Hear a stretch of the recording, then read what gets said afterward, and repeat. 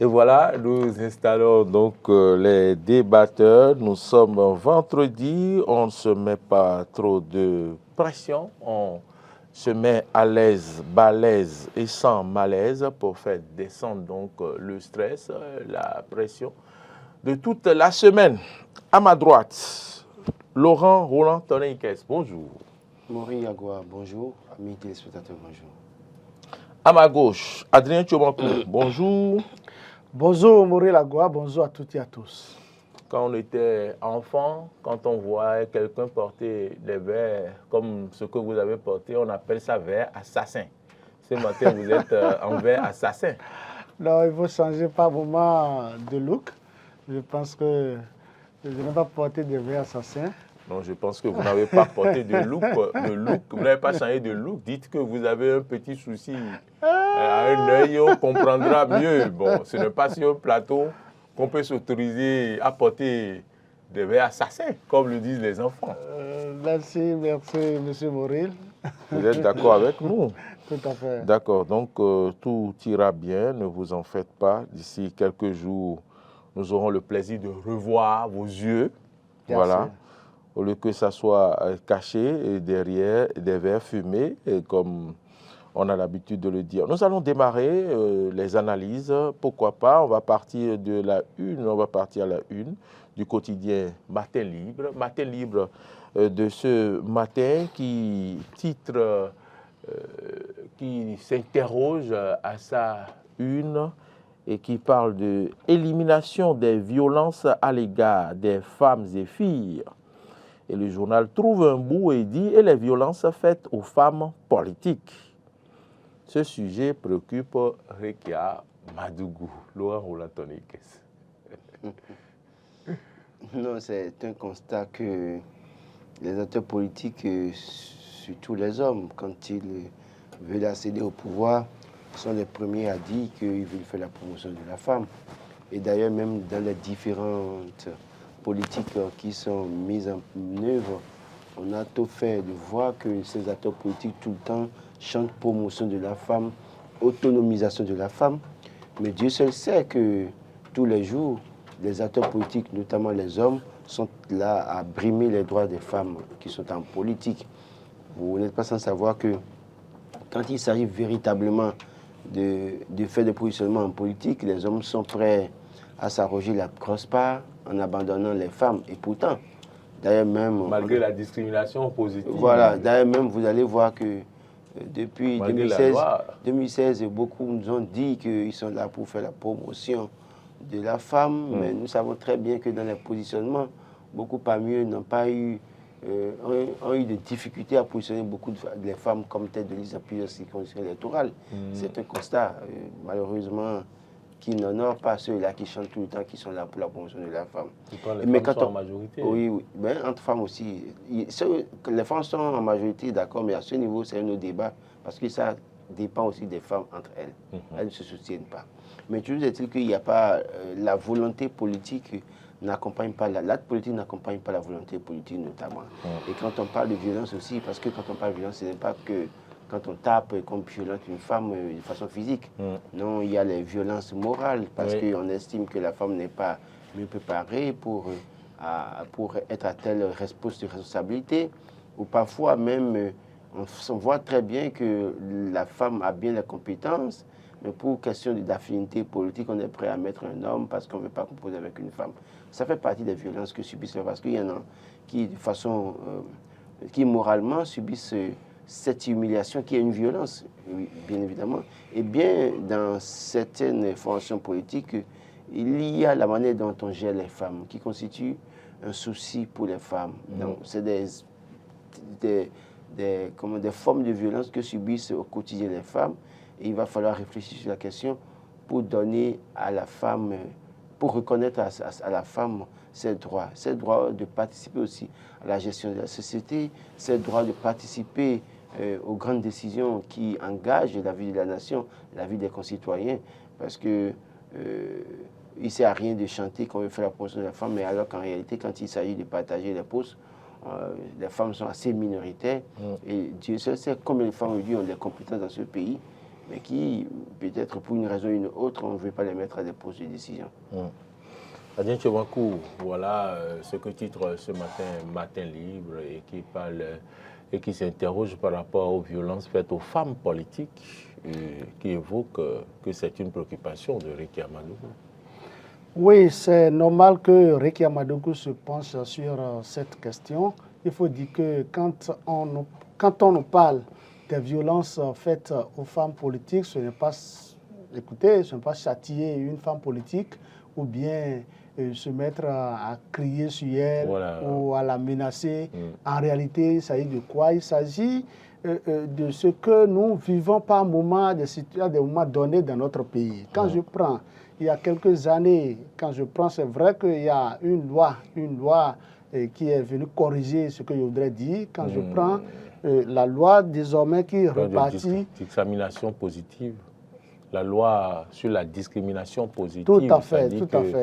Qui permet aux femmes de mieux être représentées. De mieux être désormais représentées à l'Assemblée nationale, par exemple. Oui. Et aujourd'hui, nous avons constaté que les députés ont corrigé le tir et la loi a été votée, la loi a été, je ne dirais pas taillée sur mesure, mais c'est une loi qui a été faite de telle sorte que, qu'on veuille ou pas, au moins 28 femmes devront siéger à l'Assemblée nationale. Donc, c'est déjà un grand pas. C'est parce que les députés à l'Assemblée nationale, les représentants des élus du peuple, c'est parce que les gouvernants ont compris qu'il y a violence faite aux femmes politiques, que ces autorités, ces députés ont essayé de corriger le tir en faisant en sorte que désormais, que 28 femmes siègent d'office à l'Assemblée nationale.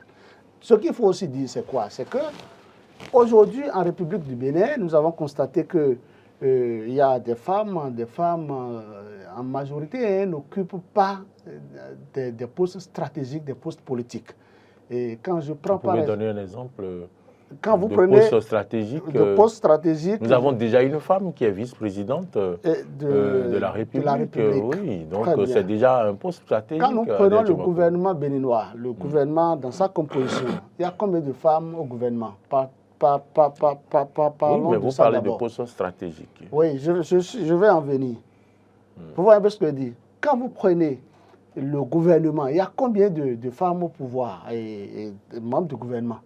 Ça, c'est un véritable problème. C'est déjà bien qu'il y ait des femmes, mais il serait mieux qu'il y ait davantage de femmes, qu'il y ait plus de femmes membres du gouvernement béninois.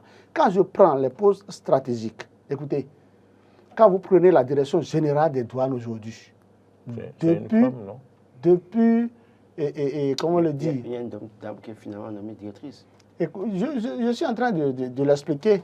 Depuis que cette direction générale a été créée, combien de femmes ont été directrices générales à la douane? C'est pour la toute première fois maintenant que nous avons une directrice générale par intérim. Elle a su juste confirmée. Donc c'est bon. Donc c'est déjà un grand pas. C'est pour dire, depuis que cette direction a été créée, c'est pour la toute première fois que le Bénin a une femme directrice générale de la douane. Encore qu'elle est civile, elle n'est pas paramilitaire. Donc c'est très important. Elle n'est pas douanière de formation. Vous comprenez ce que je dis? C'est pour vous dire quoi? Quand vous prenez par exemple la direction générale de la police républicaine aujourd'hui, police nationale d'alors, est-ce qu'on a eu une directrice police? On n'a jamais eu une dame directrice de la police nationale ou républicaine. Là-bas, c'est une question de grade. Vous dites? Là-bas, c'est une question de grade. Vous le savez mieux que quiconque. Non, avec la loi qui a été votée sous Patrice Talon, on peut nommer une femme civile. Oui, d'accord. Mais de toute façon, vous comprenez ce que je dis? Jusqu'avant cette loi, c'est une question de grade. Et malheureusement, dans l'armée, dans la police... C'est le plus gradé qui doit être directeur. Ce n'est pas le plus gradé. Je vais vous l'expliquer.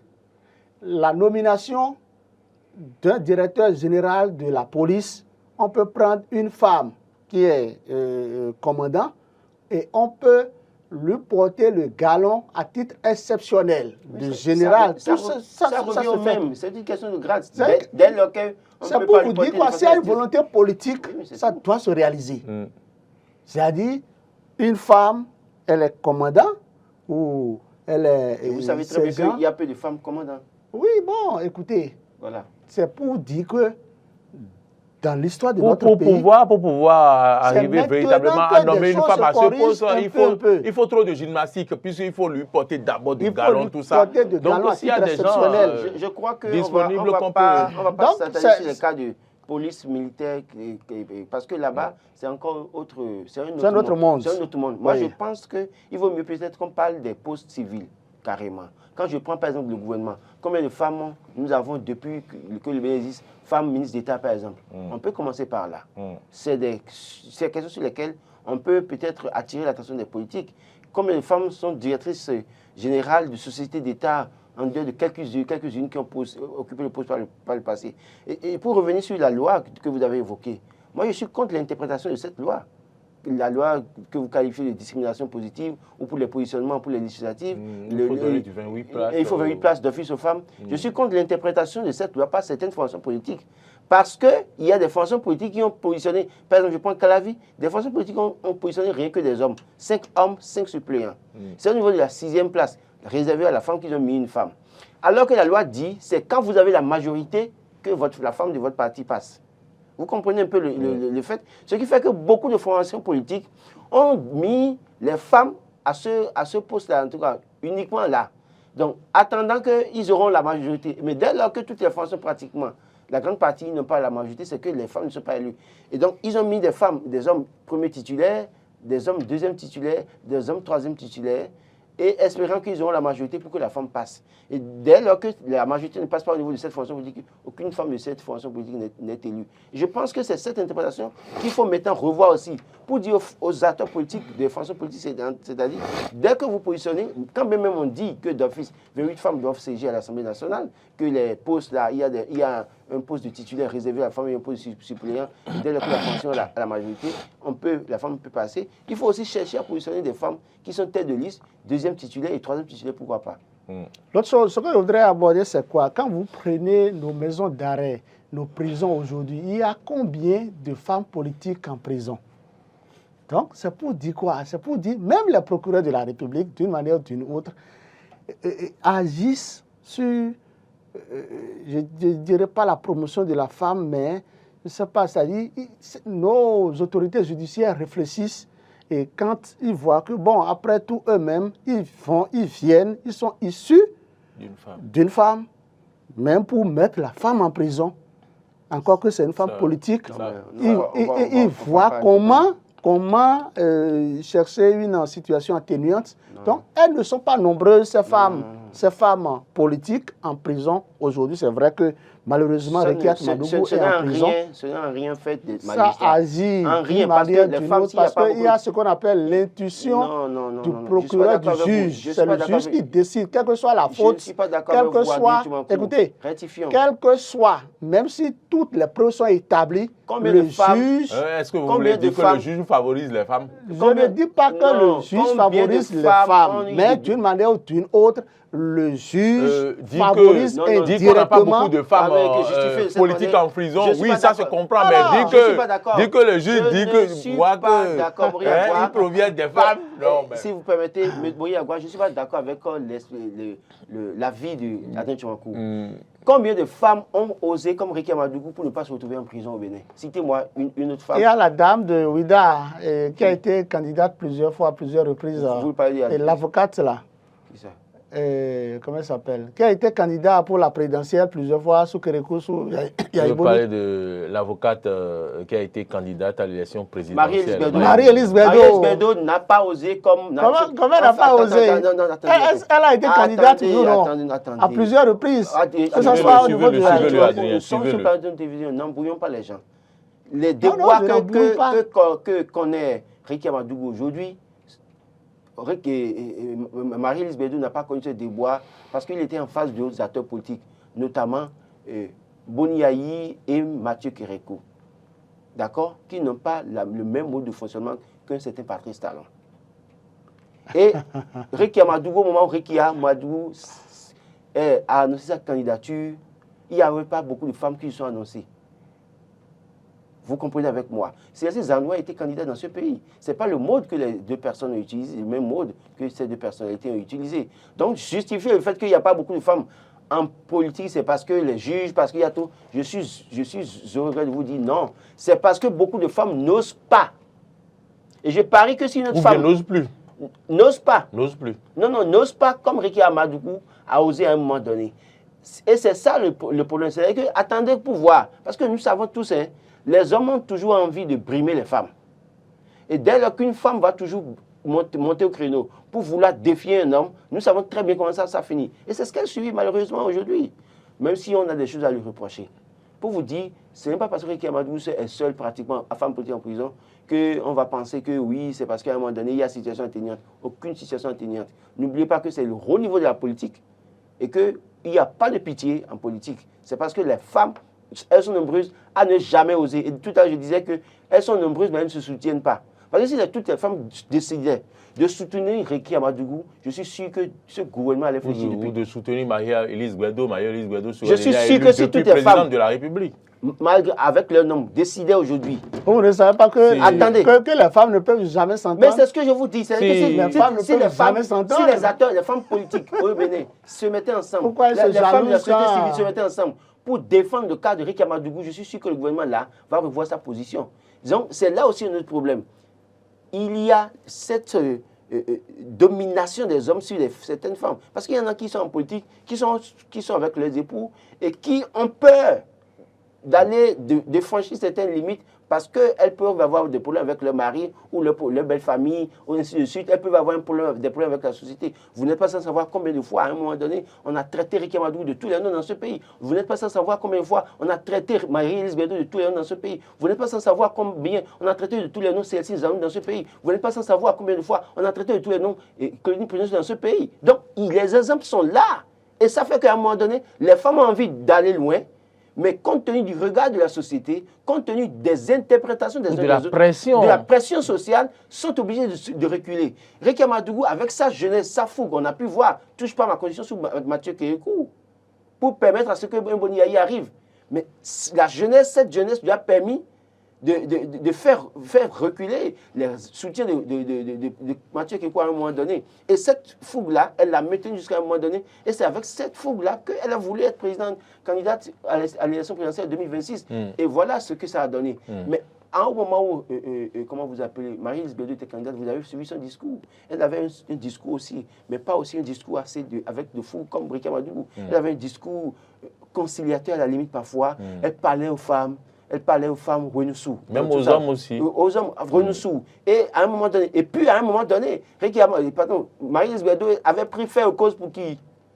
Pour les femmes.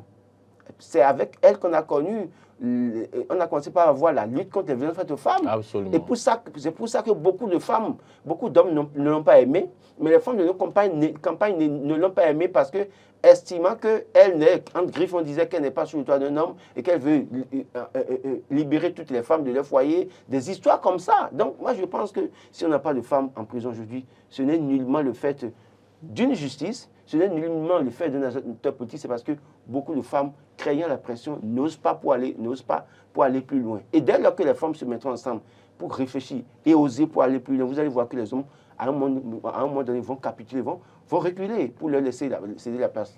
Allons à la une du quotidien d'Abarou qui parle du top 5 des préfets qui ont fait 2023. Mais puisque vous parlez des femmes, on voit bien que dans ce top 5 figurent deux préfètes, les deux dames d'ailleurs. Les deux dames sur les 12 départements. C'est d'ailleurs le problème que soulevait tantôt Adrien Tchoumakou. Sur les 12 départements, ça saute à l'œil. On n'a que 2 femmes. Hein? Ça, on n'a que 2 femmes. On a l'autre là, Tchabi Naini, Nadine, je sais quoi, l'autre prénom m'échappe. Naini qui est préfète de la Lydie, elle s'appelle Lydie, non? Oui, depuis 2016, elle est là depuis 2016. C'est Madame Potrosu qui est venue. Lydie Déré, Tchabi, Na.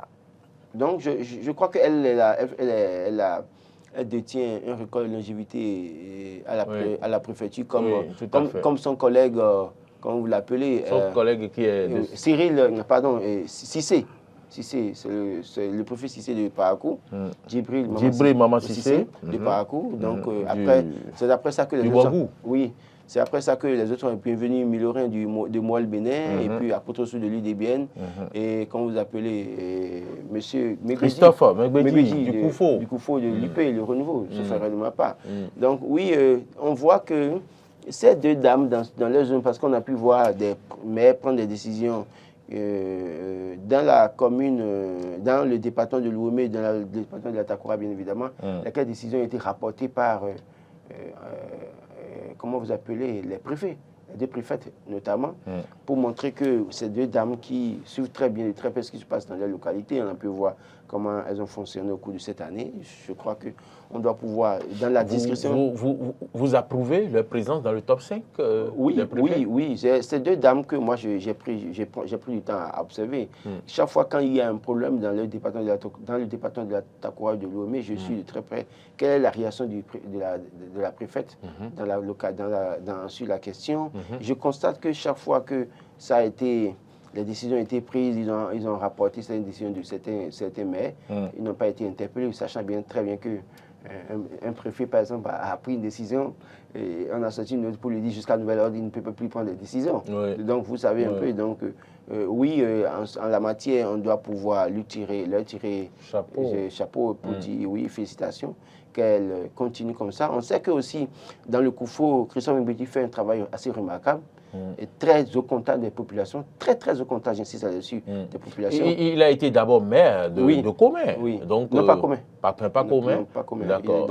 Comé dans le mono. D'accord. Donc, mais je sais qu'il a été maire. Il a été maire, donc je pense quand même qu'il est très actif, il est au contact des populations. Oui, et puis on va voir Djibril Cissé qui fait un travail remarquable aussi à la tête de Parakou. Je crois que les différentes situations que Parakou a connues, il a su les gérer avec maestria. Donc, je crois aussi que l'autre là aussi, le jeune Bienvenu Milorin, qui était, je crois, il était au ministère des Sports, au Meki. Il avait un poste là, et puis après on l'a nommé préfet du département du Mono. Très discret, mais assez efficace. Quand vous écoutez ses collaborateurs, j'ai eu la chance d'écouter certains de ses collaborateurs qui ont avoué que c'est un monsieur qui a la tête, les épaules, qui fait un travail assez remarquable.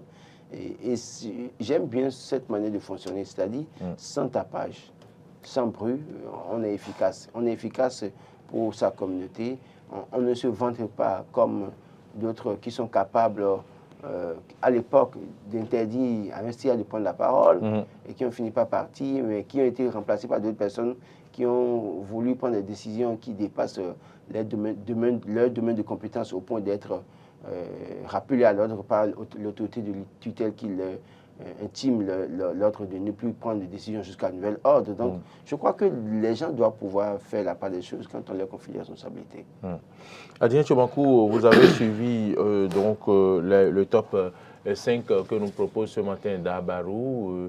Je remarque quand même l'absence d'un préfet que j'aurais peut-être aimé voir dans cette liste. C'est le préfet de l'Atlantique, par exemple. Le préfet de l'Atlantique, Kodia. Qui a avec comment on dit, les déguerpissements sauvages, les abords des voies et autres. Vous savez, Mauril, quand vous suivez un peu l'image, les photos des préfets qui ont été placardées en manchette d'Abarou, je pense que ça reflète effectivement la réalité.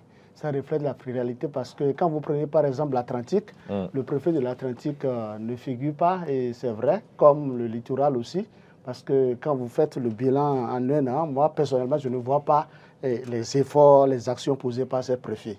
Nous pouvons déplorer les déguerpissements sauvages, c'est d'ailleurs dans l'Atlantique que nous avons connu. Il ne faut pas confondre essai de zèle et travail pour la communauté. Je n'ai même pas encore parlé d'essais de zèle, mais si par moment, il y a eu des excès de zèle dans leurs actions.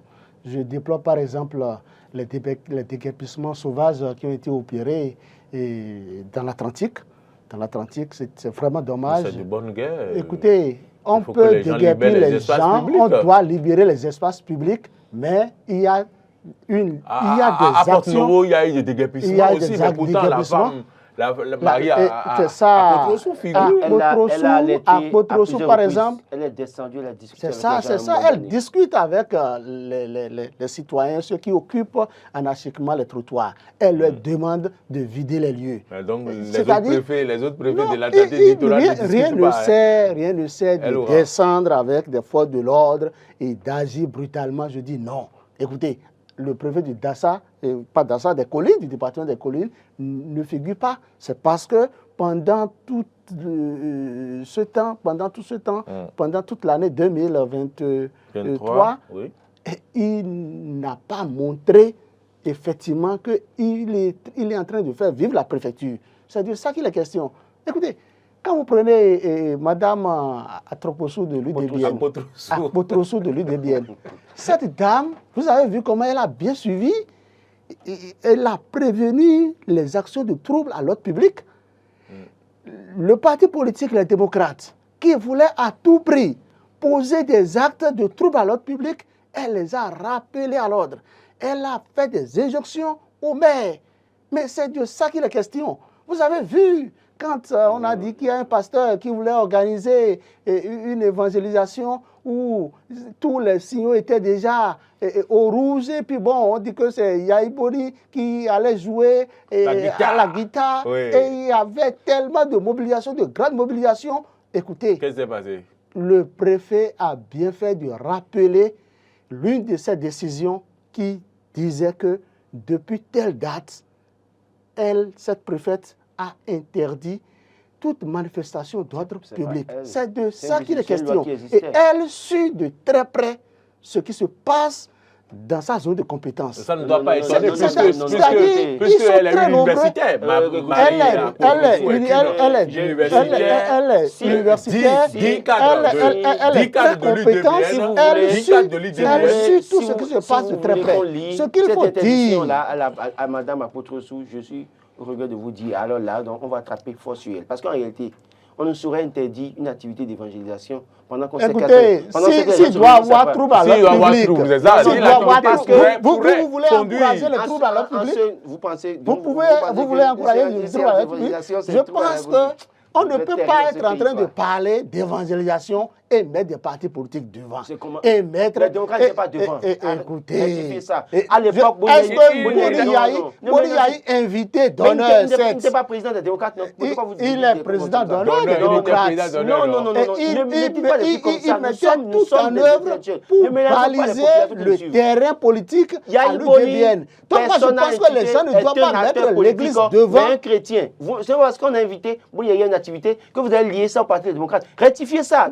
C'est deux choses différentes. C'est vous qui le dites, c'est pas bon. Évitez ça.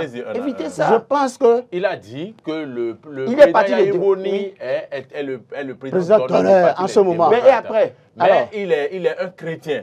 Et lorsqu'on l'invite à une activité chrétienne, ça ne veut pas dire qu'on a invité le président d'honneur. Non, ne mélangez pas. Qui ne va pas là-bas faire la politique. Est-ce que vous avez suivi la communication qui a suivi cette invitation? C'est de ça qu'il est question. Si celui qui organise, invite les gens et disent que c'est Boni Yahi. C'est quand même compliqué de dissocier un instant. Et on mobilise les gens au nom de Boni Yahi. Un instant. Laurent, c'est quand même difficile de dissocier l'homme politique. C'est-à-dire que Yahi Boni, l'homme politique, de l'homme chrétien. Il peut rapidement chercher une ouverture et donc une brèche pour que les gens puissent prendre le côté politique au cours de cette croisade-là. Le péché de Boni Yahi, c'est d'être un acteur politique qui bouge beaucoup. C'est son péché, ça. Parce qu'en réalité, vous savez, de la même manière, Patrice on peut quitter le pouvoir un jour, des gens vont organiser une activité spirituelle et l'inviter. La preuve, il est en train de nommer la Boukono.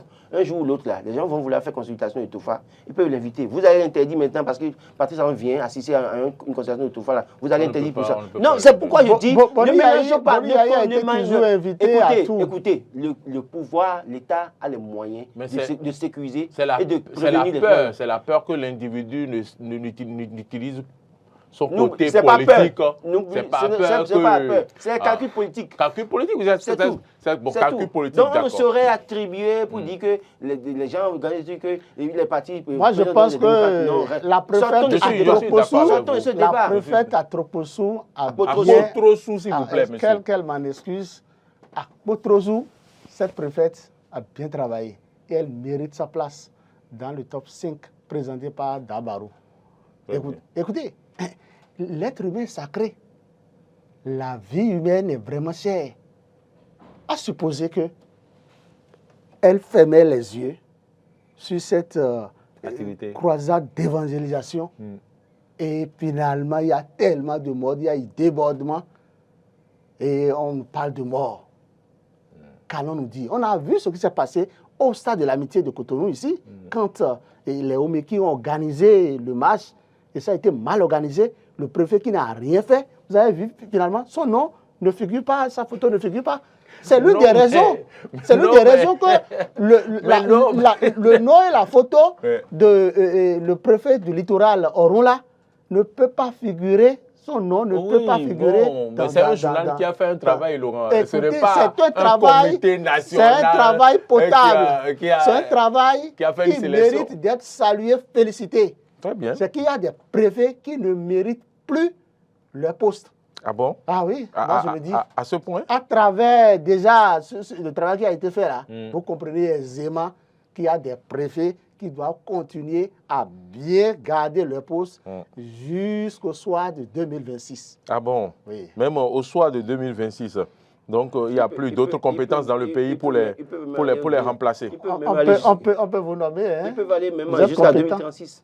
Non, constitutionnellement, quand Patrice Talon va partir en 2000... Peut-être quand le dauphin viendra... nous disons la même chose en 2026.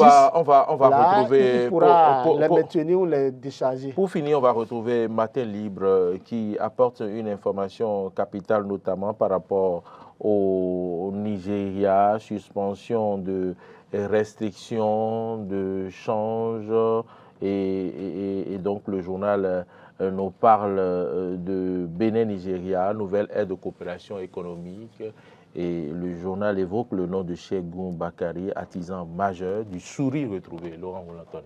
Oui, on a vu qu'aussitôt nommé Bakari, en fait, Chegoum a joué un rôle important. C'est vrai qu'à un moment donné, je disais, quand on suit un peu son nom, et ça a une connotation nigériane. Yoruba. Et donc, sachant que le contact qui est là est un Yoruba, le contact peut être facilement établi. D'abord, Bakari est une tête bien faite et pleine parce qu'il était à la source des investisseurs. Je rappelle que c'est lui qui est à l'origine de la zone industrielle d'Adétikopé à Lomé au Togo. Et je ne trahis aucun secret pour dire qu'il a été un ouvrier de l'homme assez influent pour la mise en place de la zone industrielle au Glodjibé. Parce que c'est un groupe, ce sont des zones industrielles qui sont installées avec le groupe Rise IP, et avec lequel Chegoum Bakari travaille. D'ailleurs, même vous allez voir que c'est lui qui a amené les motos électriques au Bénin. Autrefois, un moto devenu Spiro. Et d'ailleurs, même les motos sont montées déjà. Il y en a qui sont montés à Glodjibé là. Donc, c'est un élément assez important. Donc, c'est un homme d'affaires, je dirais, qui maîtrise un peu le financier, mais homme d'affaires aussi, qui maîtrise bien les rouages de l'économie, comment il faut aller vers les investisseurs. Et donc, sûrement qu'il a joué beaucoup plus sur le côté nigérien pour que Bola Tinubu soit mieux ouvert vis-à-vis du Bénin que son prédécesseur Mohamedou Buhari, qui à un moment donné était devenu... a utilisé une méthode militaire. Oui, une méthode militaire, c'est un général. Donc ça ne devrait pas surprendre avec les militaires, c'est exécution avant réclamation. Donc il a fermé les frontières. Il demandait il ne voulait rien entendre. Rien entendre. Et donc, mais là maintenant, nous avons la tête du Nigeria, un homme d'affaires. Au-delà de tout, il y a ces intérêts qui sont en jeu. Ce qui compte, c'est les profits, ce qu'il en tire et ce qu'on en tire aussi. En fait, nous avons la tête du Bénin, du Nigeria, deux hommes d'affaires. Même si l'autre ici dit avoir quitté ses affaires, mais certains de ces affaires continuent de tourner avec certains de ses collaborateurs ou ses enfants. Donc, c'est des hommes d'affaires qui savent quel langage parler, ils se comprennent dans leur langage, parce qu'un homme d'affaires ne saurait faire la volonté d'un militaire qui est assez rigoureux en la matière. Et donc, ils ne vont pas s'entendre. Là, maintenant, nous avons 2 hommes d'affaires qui comprennent le même langage et qui peuvent s'entendre sur un certain nombre de modalités, un certain nombre de choses. Et donc, c'est pour ça, certainement, qu'on ne doit pas être surpris de voir comment est-ce qu'il y a un certain nouveau départ entre les relations entre le Bénin et le Nigeria. Et là, oui, Sékou Bakary est un ouvrier assez important. Mais dans cette, artisan majeur. Un artisan vraiment assez important dans cette nouvelle collaboration. Vivement que les engagements soient respectés de part et d'autre pour que les opérateurs économiques, les travailleurs, les transitaires, déclarants en douane, les transporteurs, tout cela, chacun puisse tirer profit de ce qui va se passer. Il ne faut pas que ça profite seulement à un groupuscule. Très bien. Adrien Tchoumakou, voilà un ministre des Affaires étrangères jeune, mais quand même qui est en train de tracer la ligne vers une bonne coopération entre les pays de la sous-région, notamment le Nigeria. Écoutez, Sékou Bakary est nommé pour travailler. Il est nommé pour travailler, il est nommé parce que certainement le chef de l'État a vu en lui une compétence et qu'il souhaite vivement que cette compétence soit partagée et mise en œuvre d'une manière ou d'une autre pour pouvoir faire évoluer, développer le pays, le Bénin. Une chose est claire, Sékou Bakary, ministre des Affaires étrangères, doit continuer à jouer convenablement sa partition. Mais je ne pense pas que c'est la personne de Sékou Bakary, tel que mon confrère le dit, qui fait que aujourd'hui le Bénin peut exporter vers le Nigeria 42 ou 43 produits. Ce n'est pas seulement Sékou Bakary. D'abord, moi je vois en tout cela le président Beau et le président Patrice Talon, qui a été reçu plusieurs fois par le président Tinubu. Et quand les 2 hommes se retrouvent, nous ne savons pas ce qui se dessine, ce qui se planifie, ce qui est arrêté pour être mis en œuvre. Je pense quand même que si aujourd'hui nous avons une très bonne relation entre le Bénin et le Nigeria, c'est parce que Patrice Talon imprime une nouvelle marque de coopération. C'est vrai que Sékou Bakary, quand vous entendez son nom, tel que Roland le disait tout à l'heure, il doit être d'origine d'Oyo, du Nigeria, mais il faut nécessairement une volonté politique du chef de l'État. Et cette volonté politique du chef de l'État qui est en train de traduire en réalité, je pense que ce sont ces fruits que nous sommes en train de vivre. Ce n'est pas seulement du côté affaires étrangères qu'il faut voir la chose. Il faut voir aussi le fait que la douane béninoise et la douane du Nigeria sont désormais des douanes plus ou moins... Ils travaillent en coopération. Ils travaillent en plus en coopération. La douane du Nigeria était au Bénin il y a quelques semaines. Et puis, il y avait une équipe du Bénin qui était aussi allée au Nigeria. C'est pour dire qu'il y a un travail de fond qui se fait. De symbiose. De symbiose. Et là, je pense que tout est à mettre à l'actif du chef de l'État, Patrice Talon.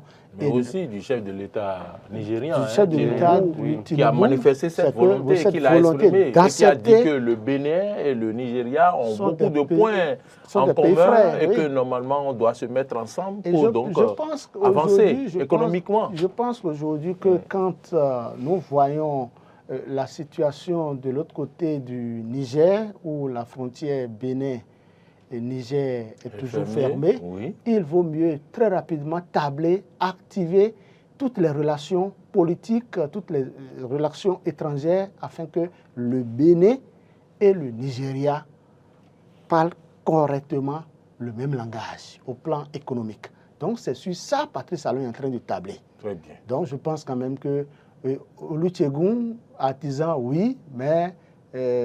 Patrice Talon d'abord. Patrice Talon d'abord. C'est Patrice Talon d'abord. Laurent, un mot à placer. Patrice Talon d'accord. Il a dit une chose, il a dit que vu la situation entre le Bénin et le Niger, qu'il vaut mieux que le Bénin développe plus la coopération entre le Nigeria. Est-ce que vous êtes d'avis? Non, je ne suis pas d'accord pour ça. Écoutez, le Niger compte aussi. Et d'ailleurs, n'oubliez pas que le Nigeria a un port. Il n'a pas besoin pour autant de notre port. Mais le Niger a besoin de notre port et ça participera à la mobilisation de ressources pour notre pays. Je continue d'être scandalisé avec la situation qui se passe avec le Niger. Je ne changerai jamais, moi, mon avis parce que je dis, regardez à la frontière du Niger. Des camions sont là avec des marchandises depuis 4 mois, 3 mois. Ces transporteurs ont d'autres clients pour lesquels ils doivent ramasser des marchandises, mais sont bloqués. Parce qu'il y a une volonté politique et on ne veut pas fléchir. On ne saurait s'acoquiner avec le Nigeria et oublier nos intérêts avec le Niger. Et oublier même les intérêts de nos compatriotes qui vivent au Niger. Je crois qu'il faut voir la situation sous notre angle carrément. Oui, d'accord, avec le Nigeria, on repart sur de nouvelles bases. Mais attention, n'oubliez pas qu'au Niger aussi, nous avons des intérêts et que nous avons aussi des compatriotes là-bas qui souffrent, des opérateurs économiques qui souffrent.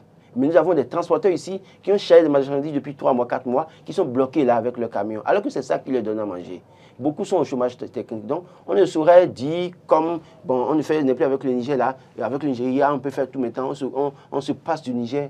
Non, ça va être une erreur politique. Parce que tôt ou tard, ça va nous rattraper. Il va arriver un moment, parce qu'aujourd'hui, on pense que, oui, on est fort, on a le port, et on peut faire du Niger ce qu'on veut. Mais n'oubliez pas que c'est un pays qui est immensement riche avec son sous-sol. Et si le jour où on aura de vrais acteurs politiques dans ce pays, décideurs, qui ont la tête sur les épaules, qui réfléchissent bien, qui veulent construire leur pays, qui veulent changer comme on voit les Émirats arabes unis, un jour, ces pays-ci, ça change. Un jour, on pourra avoir besoin de ces pays-là, qui vont nous retourner l'ascenseur. Donc, aujourd'hui, c'est vrai, nous sommes forts, avec notre port, on peut se permettre tout. Mais n'oubliez pas que ça peut nous rattraper à un moment donné. On ne saurait dire, avec le Nigeria aujourd'hui, tout est bon, parfait, tout nous ouvre grandement les frontières du Nigeria. D'accord, maintenant, le Niger, on s'en fout. Ah non, je ne suis pas. Je n'ai jamais dit ça. Hein. Non, il n'a pas dit ça. Oui, je n'ai jamais dit ça. Non, donc, faisons tout pour être en paix avec tous ceux qui sont autour de nous, que ce soit le Niger. On va finir rapidement. Oui. Le Burkina Faso qui dit que le français n'est plus sa langue officielle. Kagame a refusé d'utiliser le français comme langue officielle. Et quelle langue il va utiliser? Le Kagame utilise l'anglais chez lui comme langue officielle. Eh oui, au Burkina, quelle langue? Ali Bongo a dit qu'il ne veut plus utiliser le français. Il a commencé à faire la preuve. Quand il a arrêté, il a parlé anglais. Make noise. Make noise. Donc ça veut dire quoi? N'importe qui peut se lever, n'importe quel pays se lever pour dire on ne veut plus le français. D'ailleurs, même pour nous, vous et nous, on parle le français. D'accord? Mais on a des langues au Bénin qu'on peut promouvoir. On peut promouvoir. Quand vous allez au Togo, partout, les gens parlent le Mina. Partout au Togo, les gens parlent le Mina. Quand vous allez au Ghana, la grande partie parle le Yévé. D'accord? Ici, par exemple, au Bénin, quelle langue nous promouvons? Parce qu'à un moment donné, quand vous prenez les Chinois, ils ont promu leur langue. Les Japonais ont promu leur langue. Et beaucoup de pays, c'est vrai qu'on me dira qu'on parlera de dialecte ou bien de langue de région au Bénin, d'accord? Mais il y a une langue. Quand vous parlez un peu partout au Bénin, on vous comprend. Même si la personne ne comprend pas les bébés. C'est quelle langue? C'est Idacha. Non, pas Idacha. Maurice, vous savez. Vous parlez le fond à parcours, les gens vous comprennent. Les gens vous parlez le fond à Natitengou, les gens vous comprennent. Même s'ils ne comprennent pas tous les mots. C'est vrai que quand vous prenez cette région, quand vous prenez le Bariba ou le Dedi, les deux langues sont très bien comprises dans la partie septentrionale. Vous venez au Bénin méridional, vous allez voir beaucoup plus le fond qui est assimilé au Goun, au Mina, au Aïzor, tout ça là. Donc c'est compris un peu partout. Et donc certains peuples ont compris que oui, il faut continuer par promouvoir une langue nationale plutôt que de continuer à faire la promotion de la langue des autres en griffe. Parce que vous allez voir, ils peuvent décider d'aller parler l'anglais.